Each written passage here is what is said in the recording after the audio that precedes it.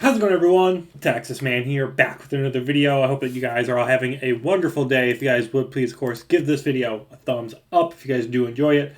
Subscribe, of course, if you guys have not already. Also, do me the biggest favor of all, make sure you guys hit that bell notification button. Select all for all notifications so you guys don't miss out future content here on the channel. You guys can also find me on Twitch, Douglas447, streaming there at least once a week, whether it's Call of Duty, Battlefield, Halo, Destiny 2, Starfield, or anything else FPS or RPG related.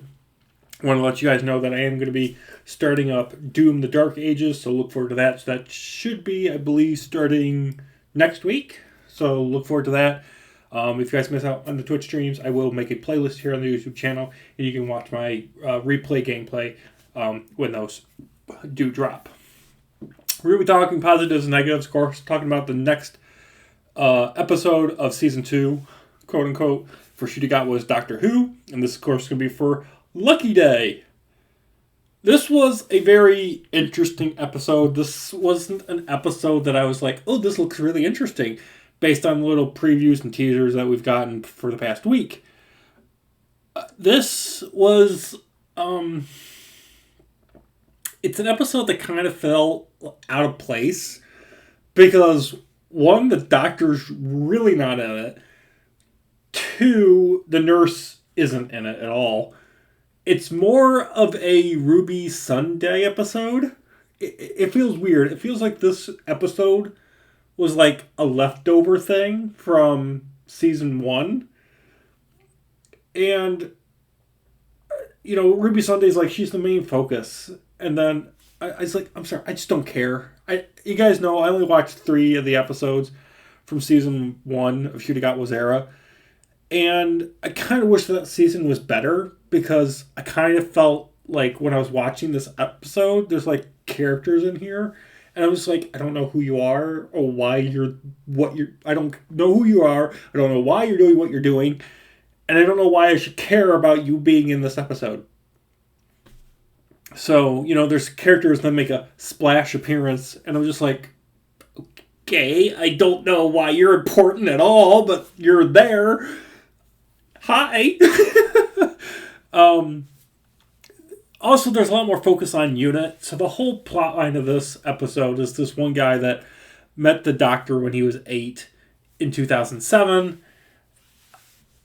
Kind of wants to know more about the doctor. And so he thinks, for some reason or whatever, it's a very stupid explanation as to why he does what he does. But he creates this podcast think tank thing, and he's like, I'm going to show that Unit actually doesn't protect us from monsters, and the doctor really isn't real, and there's no such thing as monsters or evil aliens from space, and that our taxpayer dollars going to this Unit organization is just a waste of our resources. And I liked that whole thing. It just felt very dragged out, and it does come like a shock. Like, you don't expect this thing to happen in the episode. When it happens, it's just like, okay.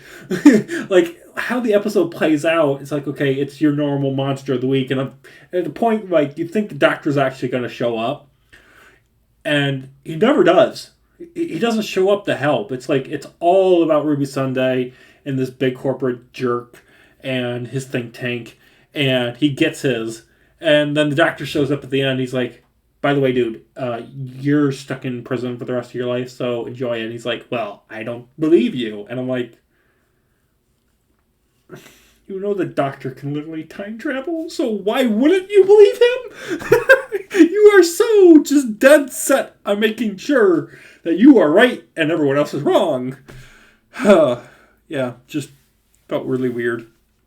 Last thing I liked about the episode was that everybody that meets the doctor, they don't always leave with, you know, sunshine and roses. Some people, like Ruby, leave and they're traumatized and they have PTSD and they're afraid of everything that could be a monster lurking in the shadows.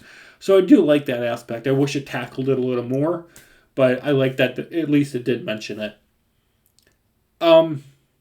This is probably, I know this is going to sound weird, but I thoroughly enjoyed this episode. This is probably the best Doctor Who episode of this new era that we've gotten, because the Doctor's not in it. He doesn't act gay, and Well, I'm sure there are some people who are like, well, all the women are the people in charge, and they're the ones that are kicking a white man's ass because he's just an asshole.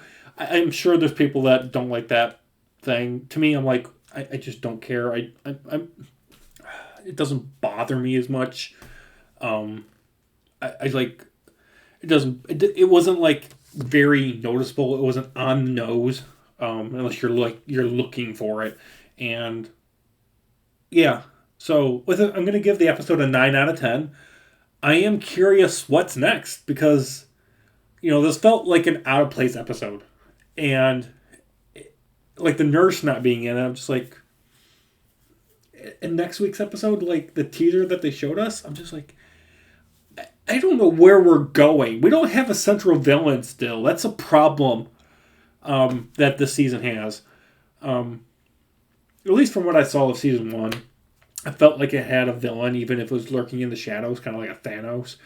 But this season, I'm just like, we're still doing Monster of the Week for every episode.